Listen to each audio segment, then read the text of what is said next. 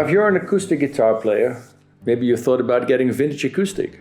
Say something like a Martin D28 or a Gibson J45. But while we love the woody dried out sound, the worn looks and the stories of 1,000 songs behind these guitars, we may dread the pitfalls that come with an older instrument. Not all guitars age well. Many older guitars do not have a truss rod or making it hard to adjust. And some were not even good guitars to begin with. And then there's the price. Pre-war models will cost as much as a new car and some even as much as a family home. But are there any alternatives if you like the sound and looks of an old guitar? Fortunately, yes there are.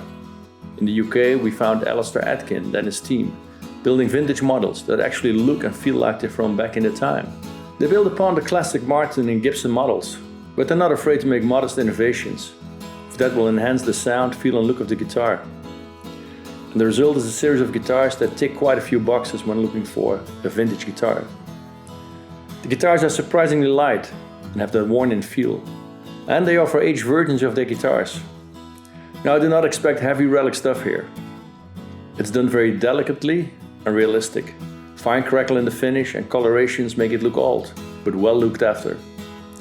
The guitars have a big classic sound and the torrefied tops and braces have a lot to do with that. An Atkin guitar will set you back between 3,000 and 5,000.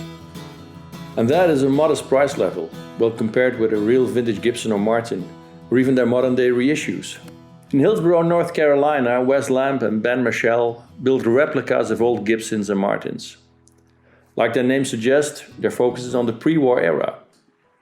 And they go the extra step to make their guitars indistinguishable from the real thing. This ticks all the vintage guitar boxes, except that of the collector's value and subsequently its price. They too vary the aging process of the guitars from level 1, new old stock, to level 4, seriously distressed. The guitars feel and look great, but the miracle is in the playability and the sound. While these guitars sound like they're decades old, the playability is comfortable and modern day reliable.